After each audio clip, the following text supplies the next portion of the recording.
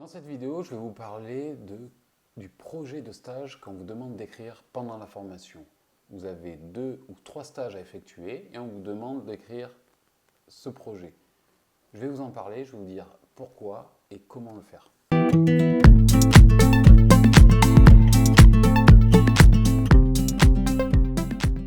Bonjour, je m'appelle Mathieu, bienvenue sur la chaîne, je suis éducateur spécialisé. Si c'est la première fois que vous venez, n'hésitez pas à vous abonner, comme ça vous serez au courant des nouvelles vidéos et vous rejoignez la communauté des éducs et futurs éducs. Donc le pourquoi, c'est relativement simple, c'est qu'on vous demande de tracer une feuille de route pour savoir où est-ce que vous allez, qu'est-ce que vous allez chercher dans ce stage, où est-ce que vous mettez les pieds, est-ce que vous êtes déjà au courant un minimum. Et du coup, ça va servir aussi, ce projet, pendant votre entretien. Si vous arrivez à votre entretien de stage sans savoir pourquoi et ce que vous allez chercher, ça va être un peu plus compliqué d'être pris. D'ailleurs, je fais référence à 2 vidéos que j'ai faites sur le stage, donc comment se comporter.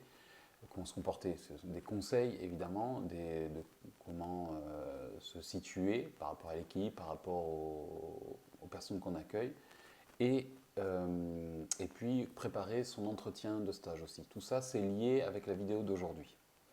Donc, pour revenir au projet de stage qu'on nous demande d'écrire pendant la formation, c'est toujours un petit peu théorique parce qu'on nous demande d'aller voir dans un lieu qu'on ne connaît pas, par définition. C'est bien souvent le cas. On découvre le lieu de stage, on découvre le public, on découvre tout et on nous demande d'aller chercher des objectifs. Ce qui arrive souvent, ce que je vois, ce qui se passe en formation, c'est que souvent les étudiants ils écrivent un projet de stage qui est abstrait et qui ne leur sert pas au maximum de ce qui pourrait leur servir. C'est pourquoi en fait je vous propose cette petite technique, on va dire, cette petite démarche à effectuer qui vous sert beaucoup plus. Donc elle consiste en 2 temps. Dans un premier temps, il faut effectuer évidemment l'écrit qu'on vous demande du projet de stage avant de partir sur le lieu de stage. En général, dans la plupart des centres de formation, c'est comme ça, ce n'est pas une obligation non plus. Donc si on vous le demande, faites-le. Ça sera assez abstrait parce que vous ne connaissez pas. Ok, vous l'avez écrit et ça va vous servir pour l'entretien, donc très bien. Mais une fois que vous avez commencé votre stage sur le lieu, donc du coup vous avez rencontré tout le monde, l'équipe, le public, je vous conseille déjà, dès que vous arrivez, d'avertir en fait votre référent de stage et de lui demander 1 heure à la fin des 15 premiers jours. À la fin des 15 premiers jours, on va dire, à peu près, cette période qui vous aura laissé le temps de découvrir un petit peu tout ça, votre nouvel environnement de travail, vous allez pouvoir réécrire ce projet de stage avec des objectifs beaucoup plus concrets.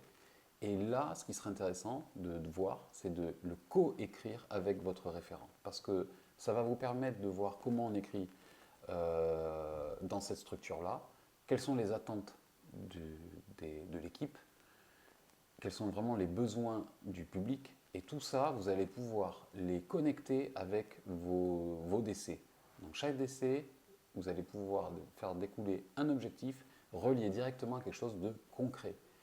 Donc du coup, le premier projet que vous aurez écrit, ça sera un pré-projet, qui sera utile évidemment pour votre dossier, mais au bout de 15 jours, 3 semaines, essayez de prendre ce temps avec le professionnel pour coécrire ce nouveau projet qui sera bien utile, bien plus utile que le premier que vous avez écrit, parce qu'il sera plus concret et il sera bien plus facilement évaluable pour vous et pour l'équipe.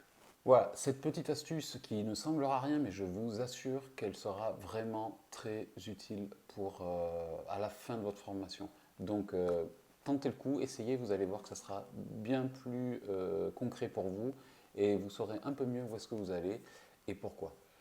Voilà, j'espère que cette vidéo vous a plu. Si c'est le cas, mettez un j'aime, partagez la vidéo sur les réseaux sociaux, faites grandir la chaîne. Vous êtes de plus en plus nombreux en tant qu'éduc et futur éduc sur la chaîne. Je reçois plein de mails, ça me fait énormément plaisir. Je vous dis à la semaine prochaine. Allez, salut!